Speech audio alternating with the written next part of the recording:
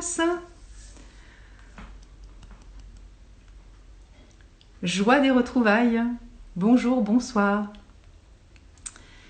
Soir, il fait un peu nuit et bonjour parce que on est encore en pleine journée. Il est 7h moins le quart.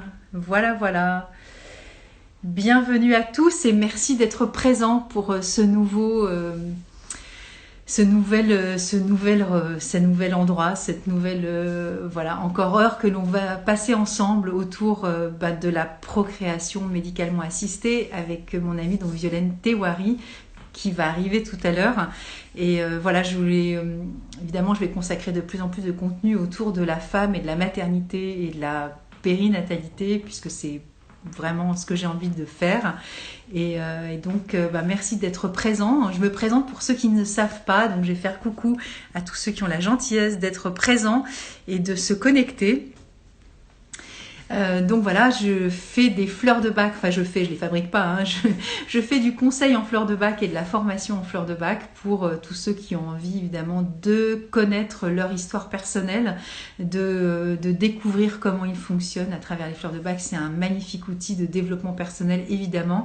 Pourquoi ? Parce qu'on va aussi découvrir qui nous sommes à travers la façon dont nous absorbons les situations de la vie et surtout émotionnellement comment je fais pour pouvoir gérer les situations quelles qu'elles soient. Et là, en l'occurrence, ce parcours absolument dingue. Donc, Violaine, si tu veux me rejoindre, il faudrait qu'en fait, tu raccroches ou alors que tu me fasses une demande pour participer. Et si tu ne la vois pas, il faut que tu fermes ton application et que tu reviennes dessus. Et normalement, il y a un petit pop-up avec écrit « Demande de participation » et auquel cas, moi, je vais cliquer pour dire « Ok, tu peux venir ». Parce que là, je ne vois pas de demande.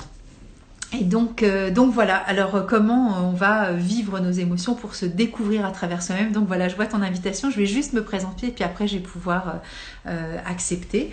Et donc, comment on fait pour découvrir qui l'on est à travers nos défauts? C'est toujours compliqué à comprendre, en même temps c'est super facile à comprendre. C'est qu'à travers tous ces défauts que nous vivons et à travers lesquels nous allons traverser les situations de nos vies, eh bien c'est là où justement on peut retrouver plein de ressources qui sont nichées à travers des emballages qui sont des fois compliqués aussi à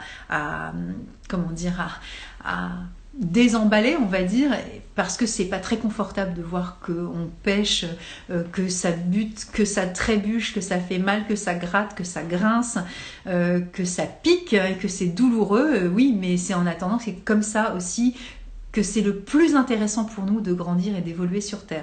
Et donc, voilà, on peut partir du postulat que nos défauts et nos déséquilibres émotionnels sont vraiment des sources d'enseignement et d'enrichissement extraordinaires, puisqu'à travers tout ça, je vais vraiment pouvoir décortiquer vraiment comment je fonctionne, comment je suis face à telle et telle situation. Et ça, c'est juste magnifique. Donc voilà, je vais demander à Violaine de pouvoir nous rejoindre, il n'y a pas de souci. Et alors pourquoi cet espace-là ? C'est un espace aussi de rencontre pour moi et de partage autour de thématiques qui me sont évidemment soit chères à mon cœur, soit des personnes aussi que j'aime énormément et que j'ai envie aussi d'inviter sur cet espace-là pour pouvoir justement parler de nous et nos émotions et de nos émotions et nous et comment on peut vivre, évoluer et se transformer à travers tout ça et à travers aussi des fois des outils, des pratiques, des connaissances, des expertises qui sont différentes et donc voilà, alors les vidéos partagez-les si ça vous intéresse, si vous connaissez des gens qui adorent les fleurs de bac ou avec lesquels vous auriez aussi envie d'en parler mais vous ne savez pas trop ou des sujets qui vous intéressent, et bien voilà, vous pouvez les retrouver aussi sur YouTube puisque j'ai fait cette chaîne aussi pour pouvoir y mettre ces vidéos pour ceux qui n'ont pas les outils comme Instagram et Facebook. Et donc là ce soir ça va être aussi de la sophrologie caïcédienne puisque voilà, Violaine, elle est aussi sophrologue caïcédienne, enfin, elle est d'abord sophrologue caïcédienne, et puis elle connaît le parcours de la PMA, parce que ça a été aussi son propre parcours, et donc on a créé l'année dernière, avec un groupe donc, de 11 personnes au total, Indigo Mama, autour de la périnatalité pendant le premier confinement. Donc c'est aussi une rencontre magnifique que nous avons faite, et voilà, je vais donc l'inviter maintenant à partager ce live autour de cette thématique, puisqu'évidemment, comme je le disais en story pour ceux qui l'ont vu, ces expériences de vie de procréation médicalement assistée, c'est évidemment empreint d'émotionnel et c'est voilà, c'est la base de la vie. Coucou Violaine, donc Bonsoir bienvenue Nathalie. dans ce live. Merci de venir et d'être présente. Merci de ton invitation. Je ne sais pas Voilà. si on me Et voit donc, bien. bah écoute, j'étais en train un petit peu de te présenter, entre guillemets, très rapidement, parce que je préfère que ce soit toi qui le fasses, c'est quand même plus intéressant. Et, euh, et donc voilà, après on va aborder différentes choses, puisque tu as ton parcours, tu as ton expertise de sophrologue caïcédienne, moi en tant que conseillère agréée fleur de bac, et donc ne soyez pas choqués, mais il y a des moments où Violaine pourra parler, où je pourrai montrer quelques fleurs de bac, ou alors ce sera moi qui vais peut-être initier quelques fleurs au sujet, ou peut-être que Violaine pourra se le réapproprier après pour parler aussi de la sophrologie caïcédienne en fonction de son accompagnement et puis de son expertise aussi de PMA, parce qu'il y a plein de choses qu'elle met en place aussi autour de ça. Donc voilà, c'est interactif, c'est du partage aussi de savoir-faire, de connaissances autour de l'émotionnel, autour de cet accompagnement. Voilà, est-ce que tu veux prendre le temps, maintenant que tu es bien installée et qu'on voit bien ton visage? Oui, euh, on voit mieux. Ouais, on voit mieux. Bah oui, mais c'est un peu normal. Il faut un peu prendre des fois du temps pour aussi se caler. Est-ce que tu veux prendre un petit moment aussi pour te présenter à tous ceux qui ne te connaissent pas? Parce que bien sûr, cette vidéo sera partagée après en IGTV. Alors, parce que... Ah voilà. Mais avant de me présenter, je voudrais dire aussi que moi, j'accompagne un groupe de femmes en PMA par la sophrologie et je leur ai pas proposé encore des fleurs de bac. Mais comment cela se fait-il maintenant? C'est pas Grâce grave. Il est toujours temps, tu vas découvrir les fleurs de bac, donc il n'y a pas de souci, tout va bien. Non, mais en plus, je connais déjà un petit peu grâce à toi, mais maintenant, après cette soirée ensemble, je saurai quelles fleurs leur conseiller. Ça va m'être très précieux. Exactement. Bon, alors, sinon, je me présente un peu. Donc, je suis Violaine Tewari, comme tu as dit déjà, sophrologue caïcédienne. Caïcédienne, ça veut dire la méthode de sophrologie authentique, 3 années d'études. Et puis, donc, j'ai mon cabinet à Nice, j'exerce en libéral. Et puis sinon, eh bien, pour mon parcours personnel, donc moi, je suis maman d'une petite fille qui est née d'une PMA qui a duré 6 ans. Donc 6 ans, c'est long, c'est beaucoup de souffrance. Donc malheureusement, je connais bien la PMA. Malheureusement, je te coupe ou fort heureusement? Ben, malheureusement à l'époque, mais maintenant, heureusement pour les personnes que je peux accompagner, du coup, parce que je suis mieux à même de comprendre leurs difficultés. C'est pour ça que je te coupe parce que j'ai aussi cette, tu vois, cette lecture à travers Mmh, bah, les fleurs de bac, mais je l'ai pas dit pour ceux qui découvriront qui je suis à travers voilà ton réseau et les gens avec qui tu vas partager ce live. J'ai aussi fait de la voilà de la sophro-analyse. Alors attention, il y a le mot sophro, mais qui n'a rien à voir avec la sophrologie. Ça a été voilà, déposé comme ça, comme une méthode mais qui parle aussi de cet état sophronique dans lequel on peut se retrouver aussi pour avoir accès aussi à une connaissance, une meilleure aussi appréhension de qui nous sommes. Et donc, sophro-analyse, analyse qui est plus en lien avec la vie intra-utérine. Et mmh, donc voilà, il y a aussi cette double casquette chez moi qui me permet de, voilà, de t'interrompre par rapport à malheureusement, j'ai pendant 6 ans œuvré autour de ça. mmh. Et j'ai toujours aussi, à mon sens, mais ça m'appartient, mais j'ai envie quand même de le partager, que dans le malheur, hein, du malheureusement, il y a des ressources inouïes. C'est ce que je disais tout au début. Je savais pas que tu allais employer aussi cette expression, mais dans ce laps de Mmh. temps qui paraît infini, puisque tu as parlé de 6 ans, qui est quand même un laps de temps qui peut paraître interminable, euh, Mmh. eh bien, justement, c'est là où, alors, je vais parler d'impatience. Évidemment, au bout de 6 ans, c'est plus de l'impatience qui va être, qui va se découler de ça, mais des fois, la vie, ben, encore une fois, c'est pas nous qui actons les choses et le rythme de la cadence qui est nécessaire à l'issue de cette petite fille qui est née pour toi. Pour certains autres, ça va être plus court, pour d'autres, ça va être plus long. Il n'y a pas de règles. Mais dans ce malheureusement, moi j'y entends aussi beaucoup de ressources que, comme tu dis, bah voilà, ça t'a permis aussi de travailler sur ce domaine-là en particulier. Mais au-delà de ça, il n'est pas question de parler de toi toute la soirée, mais en même temps, évidemment que dans ce temps du malheureusement, il y a plein de choses extraordinaires qui ont émergé. C'est souvent dans les moments de malheur que là, il y a toute la richesse de tout ce que l'on possède en soi et qu'on des fois méconnaît, qui peut justement se poser et s'acter pour devenir des joyaux extraordinaires, qui ne sont plus justement des malheurs, mais qui sont vraiment des vraies ressources en fait.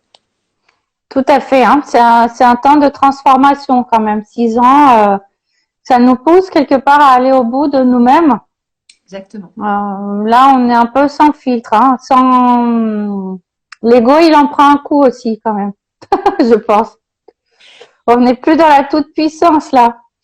C'est ça, il faut s'en remettre à un moment donné à voilà, quelque chose qui peut nous dépasser aussi et qui ne nous appartient pas en fait. Je dis quelque chose, tout le monde peut donner un nom à ce quelque chose, hein. Mais en sophrologie, on appelle ça la foi chronique radicale. C'est-à-dire, on a la foi, on ne sait plus très bien pourquoi, mais c'est la foi comme une essence de l'être, une essence de l'être qui me permet de continuer à avancer, à espérer, même si les circonstances externes sont parfois fortement défavorables. Mais en sophrologie, on apprend à s'appuyer sur ça. Alors, tu peux répéter le mot exact? C'est un peu technique, hein. Vas-y, dis-le, C'est la foi chronique radicale, c'est-à-dire une essence de l'être humain qui peut se déployer à l'existence au-delà de tout contenu. En fait, c'est marrant parce que tu es en train de décrire cette fleur-là. C'est pour ça que c'est un terme technique en sophrologie caïcédienne. Oui. Le terme de fleur de bac, et c'est là où je trouve que nos savoir-faire chacune et chacun se complètent de façon juste incroyable. Donc là, je vous parle de la fleur Sweet Chestnut. Je pense que vous allez la voir, l'orthographe Sweet Chestnut. Voilà, j'espère que ça va aller. Et ben, c'est justement cet état-là où tu sais, où tu as été tellement passé dans la moulinette des 6 ans ou des 5 ans, 10 ans, hein, peu importe, ça va être 3 ans pour quelqu'un d'autre. C'est pas le degré, c'est pas le degré en termes de cadence et de timing, c'est le degré d'état de souffrance psychique, émotionnelle, intellectuelle, corporelle. Et donc là, on parle de Bach qui parle de la nuit noire de l'âme. Donc, ça n'est pas ce terme, en tout cas, caïcédien. Oui.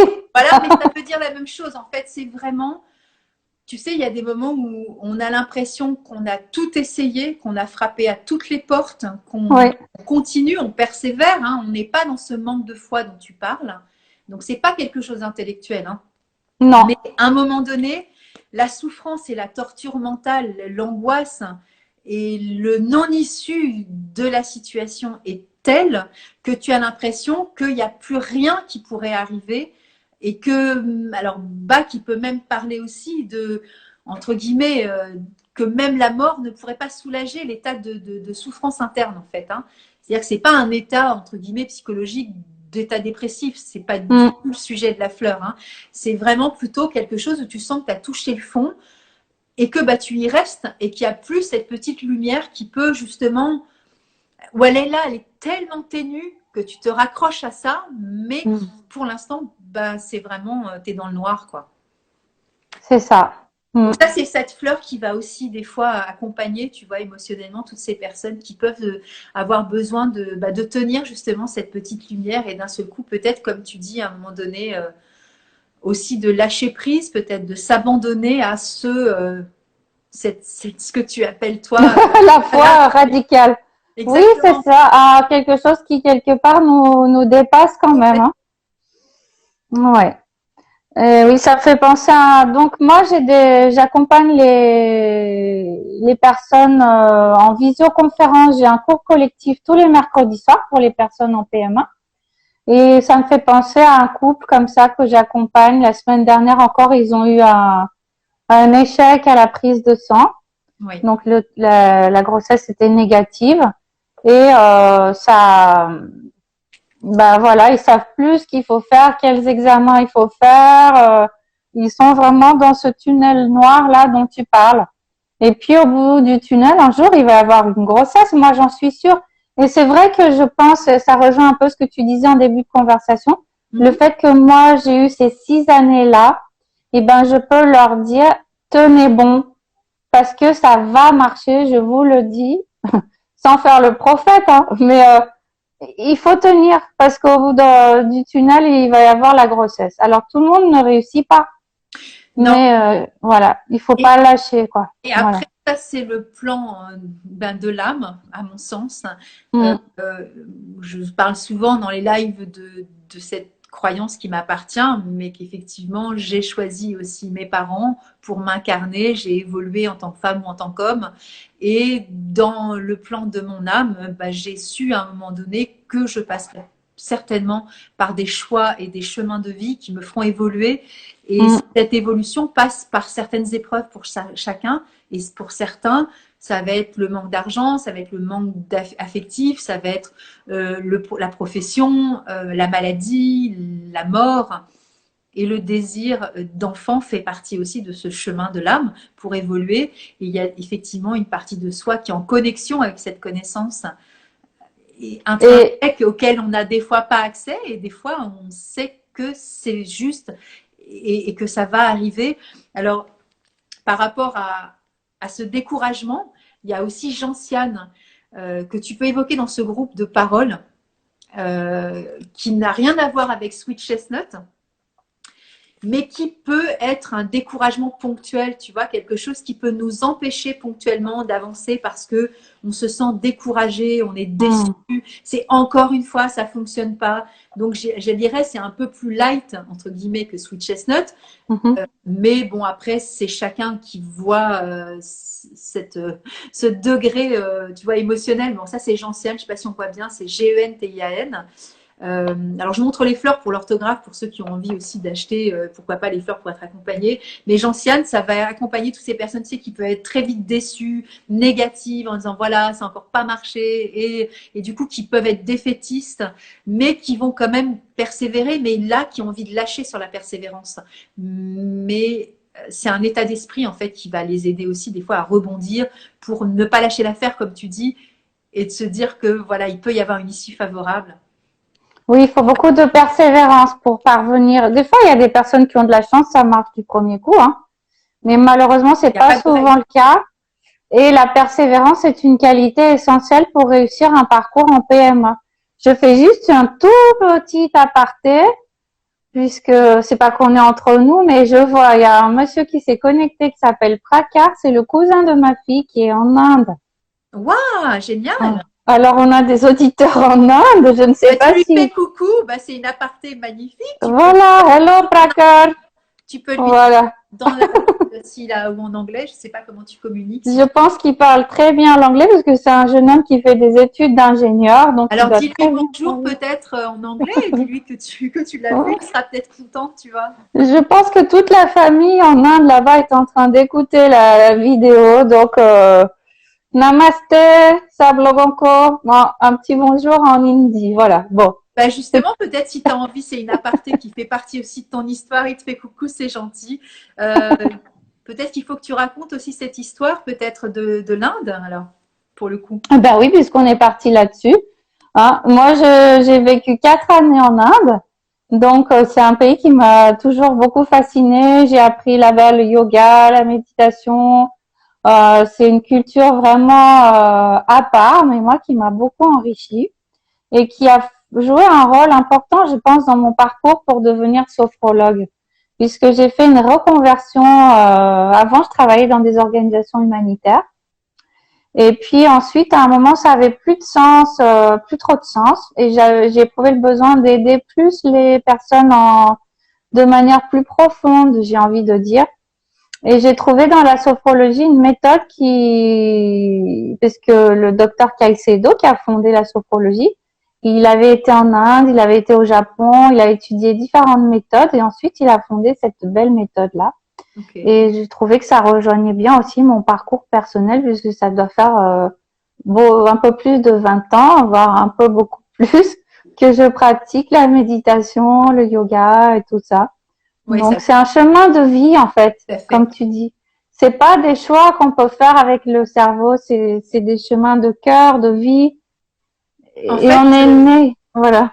ouais, Vas-y. Non, non, mais bon, après, je t'ai coupé, mais du coup, oui, je pense que c'est vraiment notre âme qui nous guide et il y a des moments où on se laisse embarquer dans le chemin où ça nous paraît juste. Ben, c'est ça. Quand on arrive à être à l'écoute de son âme, parce qu'on peut aussi passer toute notre vie à côté de nous-mêmes. Exactement. Voilà. Et c'est là où, des fois, on peut s'acharner sur un chemin qui n'est pas le nôtre aussi, hein. C'est ça. Et qui nous rend pas forcément heureux. Exactement. Donc, par rapport à la PMA, comment ça se passe? Quelles sont les émotions, on va dire, les plus récurrentes? Comment tu accompagnes et comment moi aussi je peux soutenir avec les fleurs de bac? Qu'est-ce qui... Bon, là, on en a déjà évoqué quelques-unes. Oui. Euh, Alors, la tristesse, évidemment. oui, À chaque fois qu'on a une prise de sang négative, et c'est souvent la tristesse, presque le désespoir, le manque de confiance. Je pense que là, ça te fait déjà quelques fleurs à aborder. ouais. Vas-y, peut-être après je réfléchis encore. Ouais. La tristesse, on part de Star of Bethlehem. Tu sais, quand on est triste, mais qu'on est sous choc aussi de l'annonce Oui, que justement la prise de sang soit négative et que le bébé ne se soit pas niché et que l'aventure n'ait pas encore commencé. Donc ça, Star of Bethlehem, ça pourra peut-être aussi accompagner ces personnes qui sont vraiment sous l'effet de... euh, là, c'est Priya qui vient faire un petit coucou. exactement. J'ai Exact. essayé d'être discrète, mais j'ai pas réussi. C'est moi qui l'ai entendu, il n'y a pas de problème. Voilà, Star of Bethlehem, c'est vraiment tous les chocs successifs et le deuil aussi de cette prise de sang qui n'est pas valide, de cette nidation qui n'est pas accrochée et de cette âme qui n'est pas encore incarnée dans mon corps. Donc voilà, ce sont toutes les tristesses que l'on peut traverser, tous les deuils successifs qui sont en lien avec tous ces chocs aussi, puisque il faut que je me fasse à l'idée que cette fois-ci, ça n'est pas la bonne foi.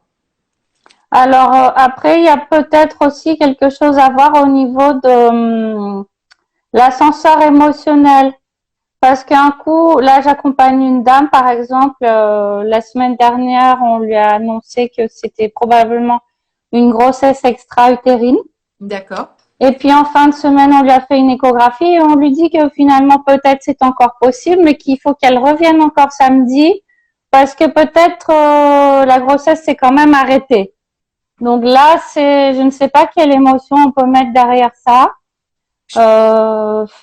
C'est l'ascenseur émotionnel. Oui, mais l'ascenseur émotionnel, c'est la joie, c'est la tristesse, c'est la Voilà, c'est c'est ça. l'impatience de savoir si samedi, ça va être pérenne ou pas. Voilà. Et tu vois, c'est pas l'ascenseur émotionnel, en fait, ce sont différentes émotions que chacun va vivre, en l'occurrence cette femme-là, et Voilà. son compagnon aussi, parce que lui aussi est impacté émotionnellement, et donc ça va pas être une fleur, ça va être différentes Oui, fleurs. différentes fleurs. On peut passer par la joie, voilà, ça c'est une émotion qui n'a pas besoin d'être rééquilibrée. Je pense que quand on est Non. à la joie, c'est valable, parce que quand on t'annonce après plusieurs mois, je ne sais pas quel est le parcours de ce couple-là, mais peut-être que ça fait un certain temps déjà. Ça fait plusieurs années, hein. Après, cette dame-là, elle passe d'une émotion à l'autre en 3 minutes parce qu'elle sait plus où elle en est, en fait. Oui, alors. Donc, voilà. Il y a cette fleur-ci éventuellement, alors je dis qui pourrait, c'est vraiment du conditionnel, hein, Violaine, parce que c'est toi les mots que tu reportes et que moi j'essaie d'interpréter en termes de fleur. Mais encore une fois, si cette femme était là, peut-être qu'elle dirait oui, c'est ça, mais pas complètement. Donc tu vois, je mesure toujours que tout ce que je propose là dans cet espace-temps, ça reste des intentions, des propositions. Après, aller consulter un conseiller agréé. Voilà, je fais un peu de pub pour moi, mais je fais aussi du conseil en visio, voilà, sur FaceTime ou je ne sais quoi. Oui. Allez vous faire accompagner parce que évidemment que tout ne sera pas exhaustif, on va tout aborder en 1 heure, c'est pas possible. Donc je donne des intentions avec toi, mais après tout, voilà, je reste quand même dans un cadre professionnel dans le sens où je ne suis pas médium, c'est pas le but des fleurs de bac d'être médium à la place de quelqu'un. C'est bien le quelqu'un qui parle de lui-même, de son propre émotionnel. Donc quand tu me parles de ça, alors l'ascenseur émotionnel, on pourrait penser à quelque chose qui oscille entre peut-être du passé d'une émotion à une autre, quelque chose un peu qui est en état de déséquilibre, mais je ne peux pas considérer que cette fleur-là pourrait être seule à elle-même, aider aussi cette femme-là. Donc celle-ci, c'est Scléranthus, c'est la fleur vraiment du J'ai chaud, j'ai froid, je dis oui, je dis non, je suis ok, je suis pas ok, je suis triste, je suis joyeuse. Ça, c'est scléranthus. Donc, je ne sais pas si on voit bien l'orthographe. C'est la sclérante, mais en anglais, c'est scléranthus. Oui. Après, écrivez phonétiquement, essayez de retrouver le nom si vous ne voyez pas l'orthographe. Mais voilà, ça pourrait être une proposition si on sent que vraiment on passe d'un système à un autre et qu'on n'est plus dans cet état d'équilibre qu'on aurait besoin de retrouver. Mais évidemment, cet état d'équilibre peut aller avec du choc, de l'impatience, du découragement, de l'abattement. Mais ce n'est pas forcément une émotion et son contraire, une émotion et son contraire.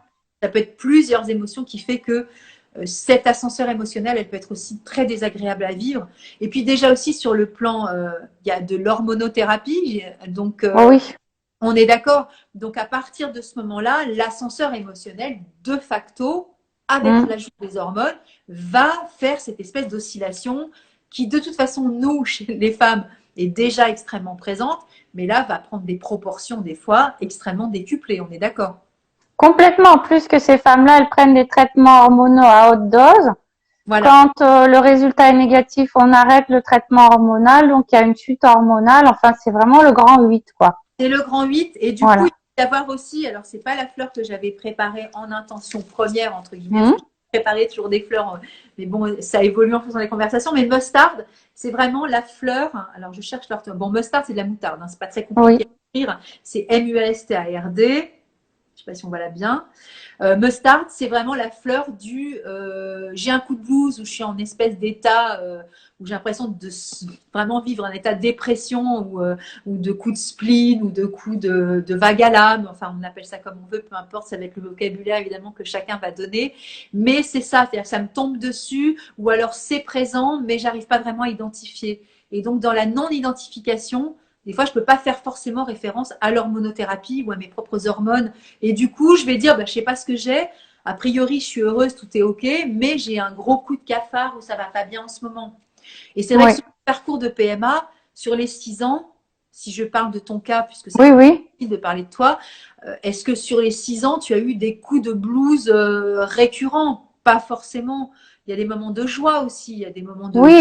Voilà, il n'y a pas que du moment où je vais pas bien, entre guillemets. Ah ben non, hein. Il y a des moments d'espoir et après il y a des moments peut-être de désespoir, de tristesse, d'abattement et puis après encore l'espoir qui reprend, voilà. Donc dans ces moments-là, bah, se faire accompagner émotionnellement par de la sophrologie, parce que c'est important aussi qu'on en parle, c'est que forcément on a aussi des outils avec la sophrologie caïcédienne pour retrouver aussi ces états de visualisation et de bonheur aussi à co-créer aussi énergétiquement pour pouvoir continuer à avancer. Parce que sinon, c'est compliqué de vivre au quotidien dans cette espérance tout en ayant le désir de lâcher prise, tout en ne sachant pas si c'est véritablement notre chemin, puisqu'on le sait que lorsqu'il y a des moments où on arrive à cet état d'abandon personnel face à une situation, comme on a pu évoquer Sweet Chestnut, il y a des moments où cet état de grâce aussi arrive en disant « Ok, je lâche ». Et combien de femmes disent à un moment donné de leur vie ou de leur couple on a accepté que c'était OK et je vais initier un désir d'adoption ou de ceci ou de cela et là l'anidation s'accroche, la grossesse est en cours et tout est OK. Alors ce que je veux pas dire c'est que je ne veux pas que dans mes propos ça puisse laisser penser que ceux qui ne lâchent pas prise c'est de leur faute, c'est pour ça qu'ils tombent pas enceintes parce que c'est beaucoup plus complexe que ça. Et que la procréation, l'invitation à la vie, c'est pas simplement une histoire de lâcher prise ou de non lâcher prise. C'est un cofacteur de plein de dimensions et ça n'est pas qu'émotionnel. Après, ça arrive, hein, ce que tu décris, des couples, ils arrêtent, ils décident d'adopter et comme par hasard, la personne tombe enceinte. Ça arrive souvent. Après, évidemment, on peut pas généraliser. Il y a toutes les sortes de cas. Si derrière il y a une pathologie physique, une impossibilité de l'un ou de l'autre ou des deux partenaires, mais bon, tout peut arriver. Hein. Tout peut arriver puisque, voilà, avec des pathologies du type endométriose et autres, Par exemple, voilà. c'est un exemple parmi tant d'autres. Et Oui. évidemment, c'est pour ça que je trouve que c'est très compliqué de vivre dans un monde où on est très dans la recherche de statistiques. Mm. Moi, je pensais encore il y a dernièrement, ben, je ne sais pas, c'était pas ce week-end où je parlais de la courbe de poids du bébé. On n'est Oui, pas dans oui. les normes. Et je disais, oui, mais regarde, quand tu mets un bébé au non-monde ou que si tu ne mets pas de bébé au monde, tu sais que toi-même, lorsque tu as été bébé, tu avais dans ton carnet de naissance une courbe physiologique du poids et de la taille réglementée par les études randomisées en double aveugle sur toutes les naissances, sur un échantillonnage de temps, sur tant et tant d'années, eh ben en fait, on se retrouve nulle part jamais. Parce Oui, qu'il n'y a oui. pas de règles et il n'y a pas de loi, selon moi, à part la loi de l'âme, auquel cas je suis peut-être préprogrammée pour avoir des enfants physiologiques ou pas. Et je peux être parent dans ces conditions-là ou pas, ou être parent dans d'autres conditions. Mais ce que je veux dire, c'est qu'il faut aussi des fois lâcher prise avec aussi la rumination mentale du je dois, il faut, on m'a dit que c'était dans la norme, les femmes qui ont ce type de pathologie n'ont pas d'enfants statistiquement, mais on n'en sait rien, la médecine n'en sait rien. Des miracles, il y en a tous les jours. Ben écoute, hier j'ai reçu une dame en consultation avec ses deux enfants. Elle avait une endométriose, elle avait 3 ans. Voilà. Donc, Donc ça sert à rien de se prendre la tête. Là, c'est de la rumination mentale avec White Chestnut. Il faut vraiment, vraiment, mais vraiment apprendre à arrêter de gamberger sur tout ce qu'on entend dire parce que ça va participer aussi à une situation émotionnelle qui est très, très anxiogène. Le contexte est déjà complexe. C'est pas la peine d'en c'est ça. rajouter. Et tout ça, en effet, comme tu disais, par la sophrologie, on va beaucoup pouvoir travailler. Le fait d'être, déjà, on commence toujours en sophrologie caïcédienne par travailler avec le corps. Oui. Le corps, ça va nous servir pour avoir un ancrage, pour améliorer la confiance. Le corps, c'est aussi le lieu où on vient éprouver toutes les émotions, qu'elles soient positives ou négatives. Et en prenant conscience de toutes ces émotions-là, on va pouvoir les traverser, mais un peu différemment, en conscience. Et du coup, aussi, on va pouvoir prendre un petit peu plus de recul par rapport à l'émotion. On va souffrir quand même, si on a à souffrir, Bien sûr. mais ça va être différent.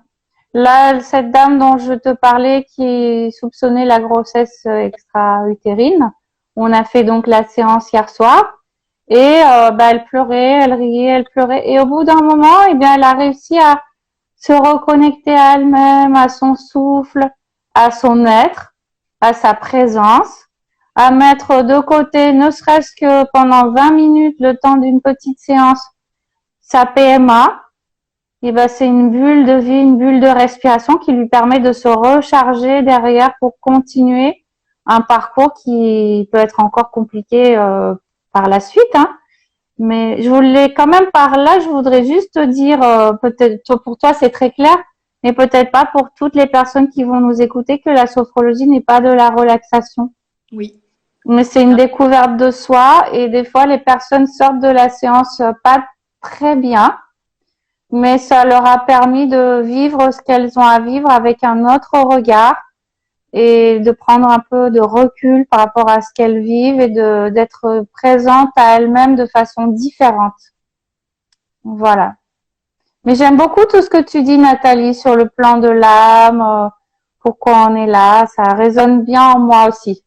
Alors justement, moi, c'est mon travail aussi de sophroanalyse, c'est-à-dire dans ces moments-là, avec ces inductions très légères, parce que on n'est pas obligé non plus de partir dans des tours, entre guillemets, mais c'est sûr que quand on est dans un état sophronique, donc dans un état plutôt de détente, on va dire, ou de relaxation, même si c'est pas de Oui, relaxation, hein, parce qu'on peut parler des oui, deux mots qui oui. n'ont pas le même sens, mais dans cet état, on peut plus avoir accès, comme tu dis, aux informations corporelles, qui sont des aspects de nous qui nous donnent des informations.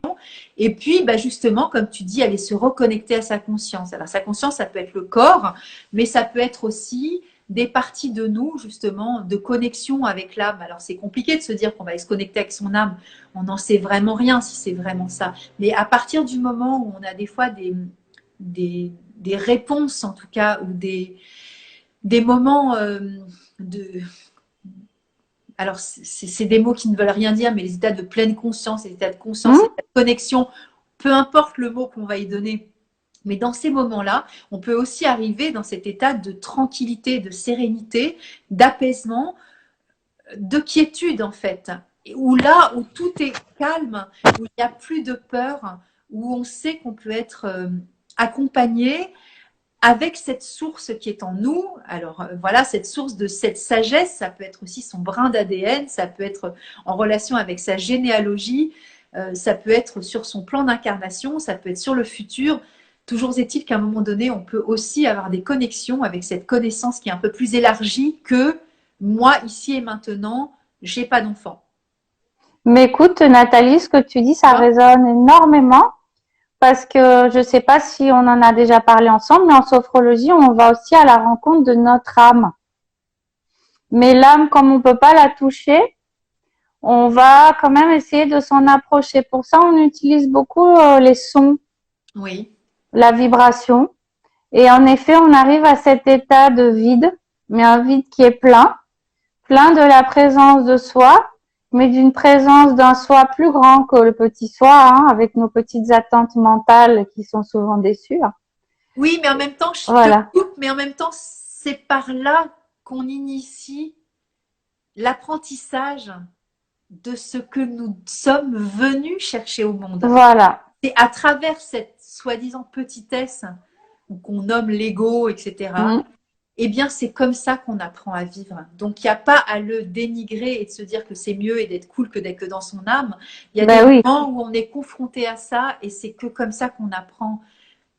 Ah, de toute façon, là, on n'a pas le choix. Hein. Ben, je trouve que c'est bien de faire avec aussi, tu vois, avec ce petit soi. Oui. Parce qu'il y a des moments où on est dans cette petitesse qui est nécessaire à l'apprentissage justement de cette prise de conscience, de cette hauteur ou de cette largeur, appelons comme on veut, ou de cette hyper connexion à son âme pour justement retrouver cette fameuse quiétude, cette béatitude, enfin comme tu veux l'appeler, mais où justement ce vide qui est très plein, où là justement on peut peut-être être même guidé, pourquoi pas par l'âme du bébé aussi qui vient nous parler en disant complètement. Sois ok, ça va arriver, c'est pas le moment, où je comprends pourquoi tout mon parcours en amont a pu ne pas aboutir dans l'espace que moi j'avais conçu pour l'accueil de ce bébé, mais c'est moi qui conçois. Tandis que quand je suis en connexion avec mon âme ou avec l'âme d'X autour, je peux être aussi en connexion avec quelque chose qui est justement avec cette clairvoyance de cette compréhension de ce chemin à parcourir. Et je le relis au début de notre conversation de dire malheureusement, ça a duré 6 ans, mais dans ce malheureusement, il y a cette empreinte exceptionnelle de tout cet apprentissage auquel tu ne pouvais pas faire l'économie pour être la Violaine exceptionnelle que tu es à l'instant T. Merci Nathalie. Non mais oui, c'est la réalité pour moi. C'est pas. Et puis c'est vrai que regarde ma fille, elle a un parcours exceptionnel. Cet enfant qui a été si désiré, sans raconter toute ma vie, je peux dire en quelques mots qu'elle m'a sauvé la vie aussi. Je peux dire que j'ai senti son désir de vivre, de s'incarner quand elle était encore dans mon ventre. Oui. Du coup, c'est pas, il n'y a pas de hasard dans tout ça. Je suis bien d'accord avec ce que tu dis. Voilà. Et je dis pas qu'on peut pas le savoir au quotidien en faisant sa vaisselle, parce que moi je suis très dans la méditation. Non, oui. Dans tous les actes de ma vie, il y a des moments où je suis pas du tout connectée. Il y a des moments où je suis très connectée à ce que je fais. Et dans ce que je fais, j'ai des informations perpétuelles. Et dans ces informations-là, on sait que notre âme est là pour apaiser tous ces moments-là, puisqu'il y a du sens dans toute chose. Alors, trouver du sens, même dans les actes les plus horribles que l'on puisse traverser, ça a du sens. Et c'est un sens qu'on va comprendre avec un filtre, des fois intellectuel, qui va des fois broyer le vrai sens initial. parce que justement, des fois, on va se retourner contre nous, par exemple en se victimisant, en s'apitoyant sur nous, ou en disant que c'est dégoûtant, que moi je suis trop nulle, ou que je suis coupable de ne pas être parent, ou de ne pas être dans ce réceptacle de ce corps qui va créer cette nidation et cette fécondation. Mais non, ça c'est le filtre intellectuel, mais le plan de l'âme, c'est bien autre chose. Et donc dans ces moments de connexion, quand on a cette sagesse de pouvoir avoir cette hyper-perception, c'est OK. Tout est juste. Et Même Nathalie, si ça... c'est inentendable, hein, parce que je sais que quand on souffre et quand on vit la souffrance, et je sais de quoi je parle à travers mon chemin personnel de vie, qui n'est pas celui de la procréation médicalement Non, assistée, oui. mais qui par, comment dire, j'arrive pas à trouver le mot, mais on peut tous trouver des moyens de comprendre l'état de l'autre à travers un filtre de souffrance personnelle. Voilà, par extension, on peut tous comprendre à peu près ce que chacun vit, même si on n'a pas traversé. Et je ne tiens pas à prétendre que je peux comprendre quelqu'un qui a fait ce chemin-là, parce que ce n'est pas mon cas. Mais malgré tout, on a tous nos degrés de compréhension de la souffrance, quel que soit le niveau dans lequel nous avons vécu cet état de conscience. Il y a du sens à tout ça. Et ce sens-là n'est pas une quête non plus. Parce que c'est compliqué aussi, je trouve que c'est très culpabilisant aussi d'invectiver aussi l'autre de la quête du sens, du pourquoi tu n'arrives pas à être parent. Oui. Et Donc, ça, c'est fine. J'ai envie d'en parler parce que mon discours, je veux pas qu'il soit interprétable en disant ouais, alors d'accord, ok, moi ça fait 4 ans et donc j'ai pas compris, je suis pas connectée à mon âme, donc je suis qu'une connasse, quoi. C'est pas du non, tout non, mon c'est propos. pas ça ton propos. Hein. Non, mais c'est important parce que quand on est dans la souffrance et quand on est dans le désir de parentalité et que ça n'arrive pas, ça peut être extrêmement mal interprété et interprétable, hein, c'est normal, puisque ça va être interprété aussi avec le filtre de la douleur. Donc c'est normal. Mais ce que je veux dire par là, c'est que c'est quelque chose qui est pas de l'ordre du vouloir, de la volonté, de la recherche absolue. Et lorsqu'on fait de la sophroanalyse, la vie intra-utérine, ou de la méditation, ou du chant, ou du surf, ou ce qu'on veut, je dis surf parce que ma fille est connectée, cet état où on est connecté à soi, peu importe le vecteur de la sophrologie. Exactement. Ce qui est important, c'est d'être en adéquation avec l'écoute de son âme et qu'à un moment donné, cette connaissance-là, on pourra y avoir accès, quel que soit le biais. Et on pourra aussi apaiser toute cette douleur avec une autre compréhension qui n'a rien à voir avec le modèle sociétal, avec les injonctions du devoir d'être parent ou de ne pas l'être, ou de ceci ou de cela. Ça prend des dimensions qui prennent des proportions qui n'ont rien à voir avec tout ça. Tu sais, je sais pas, j'ai envie de te parler de ça, ça n'a rien à voir avec la PMA, mais je pense à toutes ces femmes qui parlent maintenant de toutes ces révélations sur les incestes qu'elles ont vécues. On pourrait se dire, mais elle a tellement souffert, tu vas pas me dire que la souffrance a du sens. Eh bien si, parce que cette souffrance-là libère aussi, bien sûr. Et c'est nécessaire aussi de pouvoir libérer la parole et que si on n'a pas vécu ça, on ne peut pas accompagner les autres. Donc c'est pareil pour ton chemin de PMA. Exactement. Ça a du sens. Au final, ça a du sens une fois que la boucle est bouclée. Après, c'est vrai qu'une fois qu'on a le nez dedans, c'est difficile sur le moment de prendre du recul. Et c'est là que les fleurs ou la sophro ou d'autres méthodes peuvent aider les personnes. Et j'aimerais que tu nous parles aussi, si c'est possible, pour les personnes, des fois, ont un sentiment d'injustice ou de colère. Pourquoi moi, je n'y arrive pas alors que la conne dans mon bureau, elle a eu 3 enfants sans effort, ou la colère contre moi-même, contre mon corps. Qu'est-ce que tu nous recommanderais comme fleurs? Alors, dans ce que tu évoques, il y a plusieurs fleurs qui me viennent à l'esprit. Alors, pour contre mon corps, je l'ai un peu évoqué avec la culpabilité. Je peux m'en vouloir aussi que mon corps ne soit pas dans la capacité de l'accueil de cette, de cette gestation, de cette grossesse, de cette nidation, de cet œuf qui va se développer. Donc ça, je peux m'en vouloir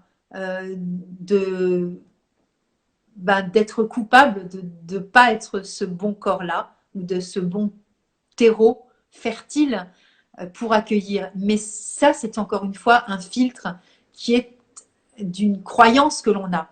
Le corps, il est parfait. Oui, mais qui existe. Là, par exemple, j'ai un couple.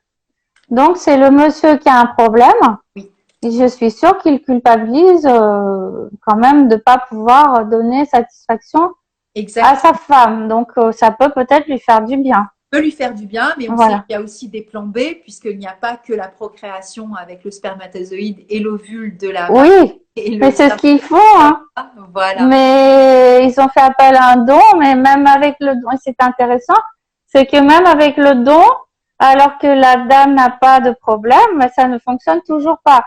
Donc moi, je pense aussi que si on se met avec quelqu'un, c'est pas complètement par hasard et qu'il y a peut-être quelque chose à vivre ensemble en tant que couple. Mais ça n'empêchera pas le conjoint de culpabiliser, hein. Voilà. Non, ça n'empêchera pas. Et le fait de savoir que dans la généalogie, on n'a jamais donné du côté des hommes des bébés parce que c'était compliqué, etc. C'est pas ça qui va forcément tout débloquer. Le fait qu'intellectuellement on puisse avoir de la ressource et du savoir intellectuel, ça libère, mais ça libère des fois pas sur tous les plans. Et on sait bien qu'on a tous des histoires par rapport à ça. Le fait d'aller fouiller, d'aller comprendre donne du sens, mais des fois ça donne du sens, mais ça ne débloque pas des fois toutes les situations. Non.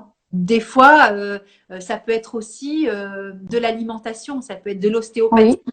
On est d'accord. Oui, tout à fait. Sur de l'ordre de la psychogénéalogie, du plan d'incarnation, etc. Alors, le plan d'incarnation, oui, parce que l'âme, elle sait, mais je veux dire après, au niveau du déblocage et du choix du partenaire, comme tu dis, pourquoi dans mon inconscient aussi, je vais choisir un partenaire qui n'a pas les ressources physiologiques pour justement cette procréation, eh bien, ça a du sens aussi, mais le fait de le savoir ne va pas évidemment éluder le chemin de parcours de culpabilité. Mais encore une fois, il faut se réconcilier avec soi-même dans ces moments-là. On peut être responsable de la non-capacité à honorer ce contrat de désir commun de cheminement pour aller être dans la parentalité ensemble. Oui. Mais pas coupable. Non, mais après, ça, bon, tout le monde n'a pas le même niveau de compréhension que tu as, hein. Alors justement, ben, c'est quelque chose qui peut se faire en accompagnement. Et on est des millions en France et dans le monde pour accompagner les personnes qui cheminent. Alors ça peut être de l'hypnose, tu vois, voilà, il y a tout plein de choses. Il y a plein de thérapies possibles, oui. Et des fois, ben, justement, écouter un live, ça peut des fois donner un déclic et de se dire, ah bah tiens, c'est exactement ce qu'il me faut. Tu vois, c'est pas, voilà, et la vie, elle est faite comme ça. Après, j'en ai un peu évoqué tout à l'heure, tu sais, la personne qui va justement s'apitoyer sur elle-même et va se victimiser en disant que bah, vraiment, elle a vraiment pas de chance et que c'est vraiment pas de peau et que tout c'est pas juste, pourquoi moi? C'est injuste, pourquoi moi? Moi, de toute façon, j'ai jamais eu de chance. Dans ma famille, c'est comme ça, on n'a pas de chance. Bah, ça, c'est oui. Et ça, encore une fois, c'est une croyance. C'est quelque chose qui ne va pas être forcément de l'ordre de la réalité. Complètement. Vraiment, déconstruire cette croyance, c'est aussi libérer cette part aussi de causalité qui est à rechercher dans une responsabilité qui est à l'extérieur de moi. Et après, je ne suis pas responsable du fait de ne pas pouvoir aussi accéder à cette parentalité. Mais c'est une posture que je me donne de victime des fois, avec un bénéfice des fois inconscient. Parce que je vais être prise en charge, parce que je vais être chouchoutée, parce que je vais être épleurée, parce qu'on va pouvoir me traiter en victime. Et des fois, dans mon histoire personnelle, ça peut aussi convenir à une sorte aussi de réparation, d'avoir cette posture de victime des fois au sein du couple, au sein de la famille, au sein de la société, être reconnue en tant que telle. Certaines personnes vivent aussi cet état de confort à travers la victimisation, qui sont des choses importantes, bien entendu, mais qui ne vont pas avec un état d'apaisement personnel. Je rejoins ce que tu dis. Pour la PMA, moi, je pense que si j'étais en PMA et que j'entends ça, ça me plairait pas trop. Mais de façon générale, quand on a une maladie, c'est vrai que des fois, on peut avoir un bénéfice secondaire. Et inconscient, hein, bien sûr. Complètement inconscient. Hein. On va volontairement acter, mais complètement. des parties de nous, des fois, qui flirtons avec le fait d'avoir une posture, ça peut donner une sorte de légitimité ou des fois de reconnaissance parce qu'on est reconnu en tant que la personne qui n'arrive pas, etc. Et puis des fois, eh ben, ça ne passe plus et on en a ras-le-bol de ça et on se dit, bon, ça suffit, ok, je n'y arrive pas, mais c'est pas pour autant que je suis victime d'une situation. Hein. C'est vraiment une question de posture. Et là, dans ces moments-là, on peut se libérer aussi et avoir d'autres axes de compréhension. Mais je suis d'accord avec toi, hein, parce que j'accompagne aussi les personnes dans la libération de leur blocage. Et les personnes évidemment qui sont en PMA, c'est évident qu'ils veulent avoir un enfant consciemment. Mais sinon, ils feraient pas tout ça. Mais ça me fait penser à une dame que j'ai eue qui avait tout un tas de blocages. Par exemple, elle avait peur de la crise économique, du changement climatique, de la césarienne, de la douleur de l'accouchement, de pas gagner assez d'argent et de pouvoir mener de front sa vie de femme et de mère. Et elle avait tous ces blocages-là inconscients dont elle savait pas, hein, qui évidemment la freinaient dans son parcours. Voilà. Ça, c'est la peur de tout ce que tu as nommé. C'est ça, oui. Et les peurs, ça peut bloquer. Et après, bah, selon les situations, ça peut aussi, comment dire, titiller la corde sensible aussi de cette posture de victime. Ce qui ne veut pas dire que la personne n'est pas véritablement victime. Des fois, elle peut être aussi victime de cette incapacité, mais la posture de victime, c'est autre chose. C'est-à-dire, c'est pas parce que je suis véritablement victime d'une situation que je dois adopter cette posture de victime. C'est autre chose.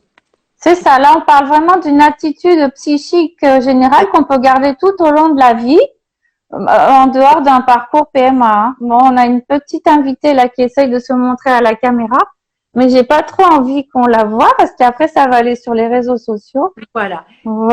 Tu as bien raison. Et donc la deuxième fleur que tu as évoquée, c'est la personne qui va être en colère, mais qui va même attiser des instants de jalousie, tu sais, et qui va en vouloir aux autres. Oui, alors ça, oui, il y a la jalousie à fond. Hein. Quand on voit toutes les femmes enceintes avec leur landau, et puis moi, pourquoi j'y arrive pas, c'est pas juste. Alors là, la jalousie à fond. Hein. Et c'est le côté aussi envieux, tu vois, qui est normal et qui va être aussi chez nous dans ces moments-là où on aurait plutôt envie d'être à leur place. Et donc, dans ces moments-là, ça peut attiser aussi, comme tu disais, de la colère et du ressentiment. Parce que justement, bah, voilà, j'ai envie de lui faire du mal ou de donner un petit coup de pied dans son landau parce que. Bon, peut-être quand même pas, mais en tout cas, je suis un peu jalouse. Hein. Même en pensée, on peut avoir aussi envie de faire un crochet. Oui. Pas dans la réalité. Ça peut faire de la peine hein, de voir toujours les autres qui arrivent comme ça à avoir plein d'enfants sans faire d'efforts. C'est vrai. Hein. Mais c'est valable pareil dans tous les cas de figure de la vie. On peut tous être envieux. Quand on regarde sur les réseaux sociaux qu'une telle s'en va en vacances, complètement. Tu peux aussi dire, ah bah dis donc, elle, ça va, elle se la coule douce. Donc, il est vraiment inhérent au fait d'avoir envie d'enfant ou pas. De toute façon, c'est un sentiment humain hein, qui est partagé par tous. Donc, je ne sais pas s'il y a encore grand monde qui nous suit ou qui nous écoute, mais si vous avez des questions, oui, posez toutes vos questions. Hein. Voilà. Nous sommes là pour ça. Nous sommes là, il est déjà 39, tu vois qu'on est quand même des pipelettes. Est-ce que tu as envie de rajouter quelque chose en particulier au sujet de l'accompagnement que tu fais Écoute, pour des questions pratiques, donc c'est avec l'association Les Cigognes de l'Espoir. Sur leur page, vous pouvez vous inscrire directement pour les séances qui ont lieu tous les mercredis soirs en visio. Donc c'est collectif, du coup, c'est des tarifs assez intéressants. Et sinon, je reçois aussi en séance individuelle ou au cabinet ou également en visio. Et voilà, j'ai déjà expliqué, il me semble, un petit peu à quoi pouvait servir la sophrologie. Sinon, les personnes peuvent aller voir mon site internet. Et l'accompagnement par les fleurs de bac peut être tout à fait complémentaire parce que la sophrologie, il va falloir quand même faire en général plusieurs séances quand même pour commencer vraiment à avoir un travail de fond. Et des fois, on est juste mal là tout de suite et je pense que les fleurs, ça peut être bien un peu plus rapidement d'utiliser les fleurs, non? En fait, ça dépend de chacun, ça, tu vois. Il n'y a pas de D'accord. règle. Ça peut être très rapide pour certains, ça peut être plus long pour Oui. d'autres. Et du coup, je vais te poser la question, en moyenne, pour l'accompagnement en PMA, Hmm. alors, est-ce que tu prends que la femme? Est-ce que tu prends le couple? Et combien, entre guillemets, de séances en moyenne? Ah non, je prends le couple parce que la PMA, elle met vraiment à mal le couple, hein. Bien sûr. Voilà. Ou seul ou en couple. Malheureusement, souvent, j'ai que les femmes qui viennent, mais bon, en D'accord. tout cas, les messieurs sont tout à fait les bienvenus. Ok. Et je dirais qu'au bout de 3 ou 4 séances, déjà, on commence à avoir un bénéfice, un apaisement, une mise à distance un peu des problèmes de ressassement, D'accord. parvenir à se recentrer plus facilement au bout de 3, 4 séances déjà. Ok. Après, si tu me demandes combien de séances il faut faire en tout, moi, j'ai envie de te dire qu'on peut en faire toute la vie. Donc, Oui, mais après, si on a une grosse demande initiale, tu vois, du couple qui a envie de venir te solliciter, 4 ou 5 séances ah, déjà. c'est déjà Voilà, moi, je fais des forfaits aussi de 5 séances. ok. Et ben là, ça me fait penser à une dame qui est pas en PMA, mais qui a été opérée récemment d'un cancer du sein. Mhm. Et elle a fait un forfait de 5 séances et la transformation est extraordinaire entre la première et la 5e séance. Je lui ai dit, c'est un bonheur de vous voir en train de respirer, comment vous êtes plus en harmonie avec vous-même. Après, ça n'a pas résolu son problème de cancer, hein. Est-ce que c'est le Mais but?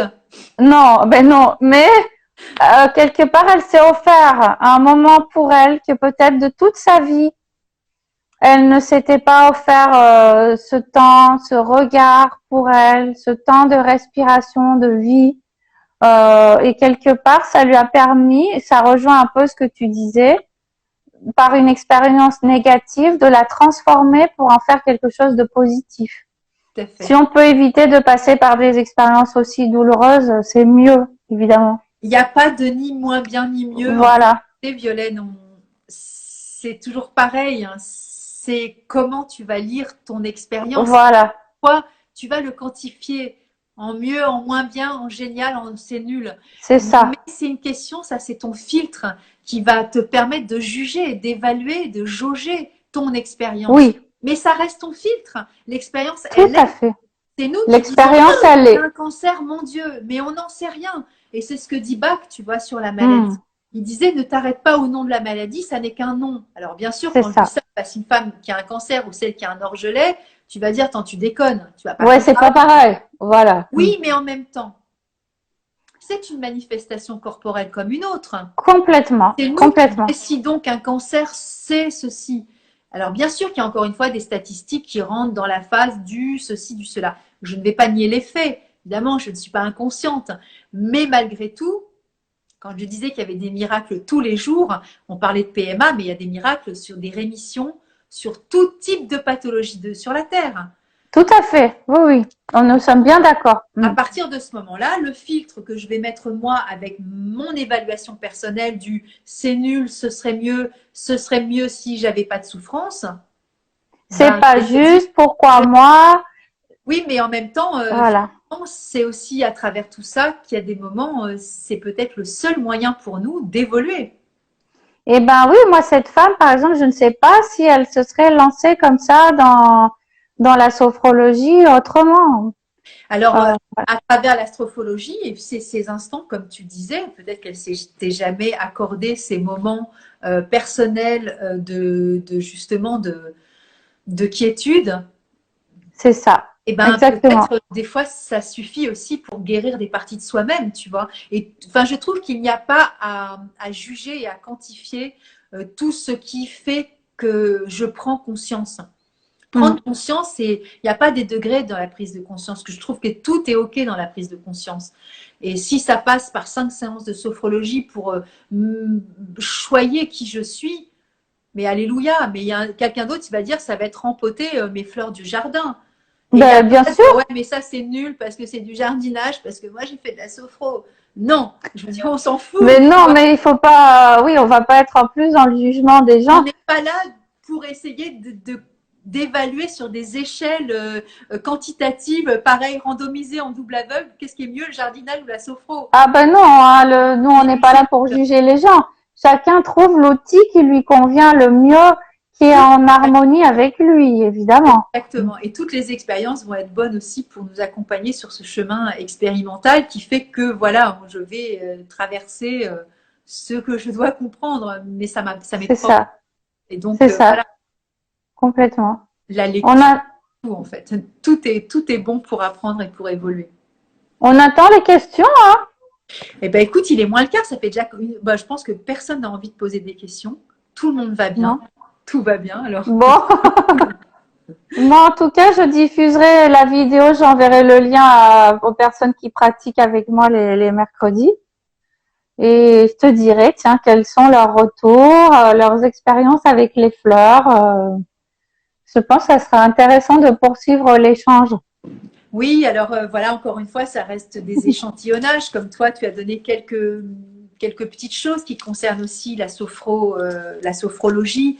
Euh, Ça Mm. reste que des intentions qui sont dans un espace-temps qui est 1 heure. Alors, on pourra en parler toute notre vie parce que ce sont Oui, des sujets qui nous sont chers à toutes les deux. c'est ça. Mm. Voilà, on va faire plus si affinité pour ceux qui ont envie après de communiquer sous l'IGTV et de dire des choses. Ben, soyez les bienvenus parce que c'est toujours aussi enrichissant de savoir si ça a porté du bénéfice pour ceux qui ont eu le courage d'écouter pendant 1 heure cette vidéo parce que c'est du temps, mais bon, c'est des fois du temps, mais c'est aussi du temps bienveillant avec du partage avec des gens passionnés sur leur domaine. Donc c'est C'est chouette, ça.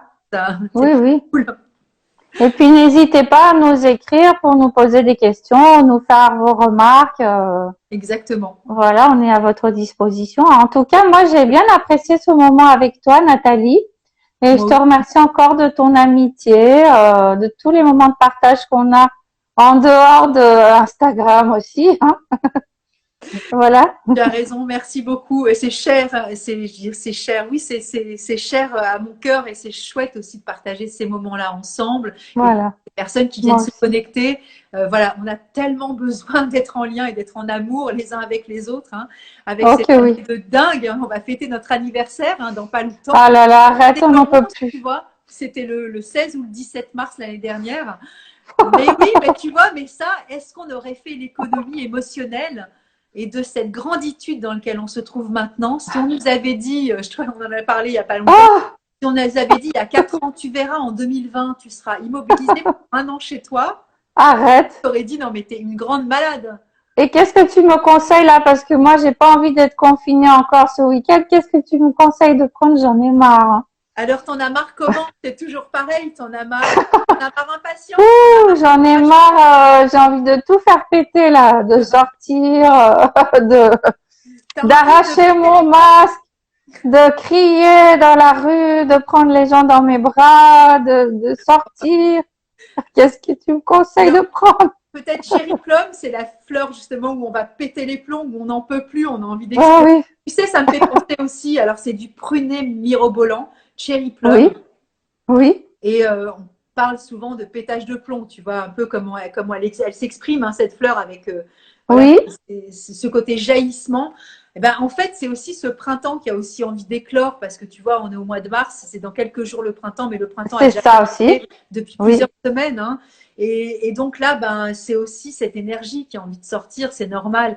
Alors, c'est si tu as ça. envie peut-être un peu de restreindre tes envies de péter les plombs et de faire dingue, peut-être du cherry plum, mais bon, il y a peut-être de l'impatience, du découragement, voilà.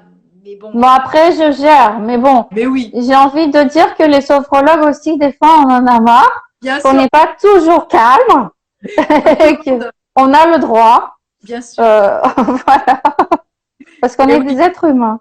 Voilà, exactement. Et nous vivons bien sûr nos talents respectifs avec nos états émotionnels, nos humeurs et exactement, nos vies de femmes et d'hommes, bien entendu. On ne peut pas faire exactement. l'économie de qui nous sommes. Et c'est pour ça aussi qu'on vient nous consulter. C'est parce que justement, on est ce que l'on est. Donc voilà, on ne va pas inventer une histoire non plus. Hein. Alors, j'ai une petite fille qui est vraiment, là, je sens qu'elle en a Alors, marre, ça hein. va être le moment de mettre fin à cette vidéo Et ce live, bah, écoute, merci à toi, Violaine, d'avoir accepté de... Merci beaucoup, Nathalie, encore. Tu es rayonnante. C'est la lumière. Avec ces belles fleurs derrière toi. Merci. Et je te remercie, je t'embrasse bien fort. Moi aussi. On se revoit très très vite, de toute façon. Et bonsoir à tous et à toutes. Oui, merci d'avoir été présent et puis bah, partagez cette vidéo si ça vous semble juste. Merci Violaine et à bientôt. Merci Nathalie, je t'embrasse. Au revoir. Au revoir. Au revoir. Bisous, au revoir, bye.